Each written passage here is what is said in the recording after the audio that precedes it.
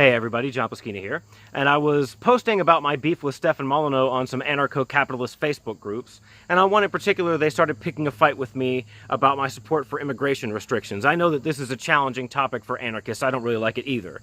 In a perfect world we wouldn't have to do things like this, but this is not a perfect world, and I think that we would face these kinds of problems even in an anarchist society. So first of all, I'm going to talk about this without even mentioning race or ethnicity because it's a huge distraction.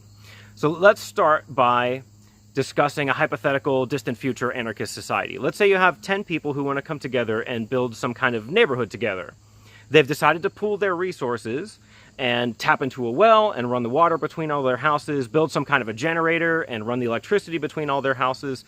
This is exactly the kinds of voluntary organizations that would emerge to build a functional society if there was no state. Now, imagine if an 11th person decided that he wanted to move into this little community, but he didn't really want to follow the rules. Maybe they have an application process where they want to make sure that you're the right kind of person, that you're not going to disturb the harmony of their neighborhood. Maybe they have specific ways that they want houses to be built so that they all have some kind of aesthetic continuity. Or maybe they have a certain way they want the lawns to be maintained. That's not an unreasonable thing to ask for somebody who's looking to join a voluntary group. You are allowed to say no. It is absolutely part of freedom of association that you're allowed to say no. And of course, there are peaceful and moral means in order to prevent that kind of thing from happening. The main one would be shunning. The people who formed that community would be well within their rights to say to somebody that we've decided we don't want you in this community, we're not going to help you, we're not going to collaborate with you, and we're not going to let you tap into our shared electricity or shared water. There's nothing immoral about that. And these things would scale up. In a hypothetical anarchist society, you would see cities come together under these same kinds of voluntary structures.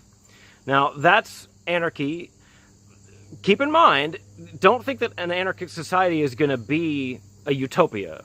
Utopia doesn't just mean good place, it means no place. This is a hard, cold, harsh world, and we're always going to have to make hard, difficult decisions in order to survive here, no matter what system of government we live under. But I think the kind of decentralized power that you see under anarchy will be much more humane than the systems of government that we live under now. So today, we're far from even a better, more peaceful anarchic society. We live in statist hell, where we have these massive, centralized conglomerations of power. Huge governments, huge corporations that just dictate down to people with no accountability whatsoever for the people beneath them. And here in the United States, unfortunately, our government has degenerated into a particularly brutal form of government, and that is the representative democracy. Now, a representative democracy tricks people into thinking that they have a say and a stake into how society functions. But that's, of course, it's a big illusion. Politics is a subset of the PR industry. If you haven't figured that out yet, I highly recommend that you either watch my documentary Information Ghetto or listen to the first episode of my podcast, Seeing Through the Media, or if you just hate me and you're not going to take my word for it, read the book Manufacturing Consent by Noam Chomsky, because the media is sort of like the high priests of old school totalitarian societies. Their job is to rationalize what the establishment wants, to make you think that it's what you want. And they make this very narrow range of opinion between Republicans and Democrats seem like it's a big deal. Like there's this big, powerful debate. You know, are we going to raise this tax by 2 or 3 points, or are we going to increase funding of this particular government program by 2 or 3 points? But then in reality, all of these institutions are ridiculously corrupt, ridiculously dysfunctional and broken, and you're just at best rearranging the deck chairs on the Titanic, but I'm not sure if we even have that much power.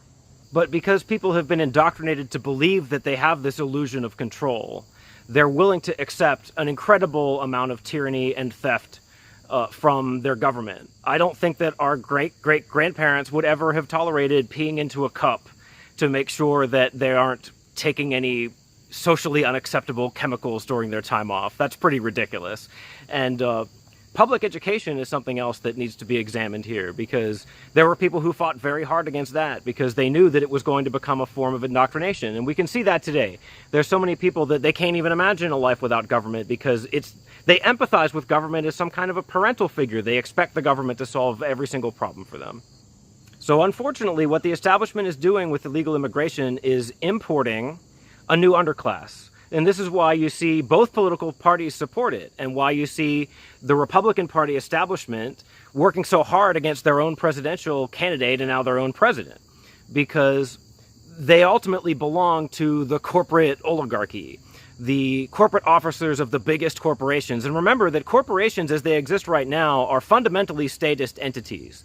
The state creates them, the state gives them special privileges that allow them to reach this massive, they allow them to make these massive amounts of money, which they then use to buy off the politicians and run the government. So we sort of live under a weird sort of fascism where the federal government and these giant corporations have merged. Look at how much time these Google executives were spending with the Obama administration, and then how hard Google fought against the Trump administration. So the reason why these gigantic, statist, inhumane institutions love illegal immigration is because poor, desperate, starving people are really easy to manipulate. They'll work for really low wages, and they're willing to accept a low standard of living, as opposed to people who have already been living in the United States for generations, regardless of their ethnicity, who expect a better lifestyle from that, and who will punish or attempt to punish politicians at the ballot box, and maybe cause some kind of small disruption to the oligarchy's agenda, which is endless warfare, endless surveillance states, and endless growth of state power. So I'm not a racist of any kind. I think that people from Mexico who are coming to the United States are, in many cases, very talented and hardworking people, but they need to put that to work in their own country. They need to help rebuild Mexico, because look at what the government is like down there. And illegal immigration gives them, one, a pressure valve so that people who are miserable can leave, and they're not going to stay there and work really hard to get involved in activism and change the country. And two, they send remittances back to Mexico. They make money in the United States, and they send money back to Mexico that gets taxed, that gets pumped into the Mexican economy. And before I go, just let me remind you that I'm not saying that Donald Trump would be my first choice to be president.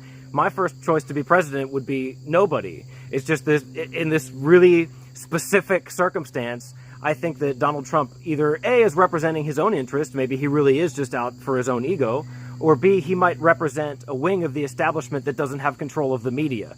And this is why you see the media just go completely insane, trying to destroy his reputation. They're trying to turn him into a common enemy. It's the same as like 3 Minutes Hate from 1984. And I talk about that more in the first episode of my podcast. But I gotta go. I'm really, really busy today. And people were asking about my sources for illegal immigrant welfare use. And I don't have time to go dig them up. But if you go to my website, www.johnpliskina.com, and click on my documentary information ghetto, there's a PDF with all of the sources there, and the sources for my information about illegal immigrants are there. So you can go check it out. I got a bunch of other stuff to do. I really love to do this, and really probably I don't have time to make this video right now, but I couldn't help myself. So it's a harsh world out there, my friends. Keep thinking. Bye-bye.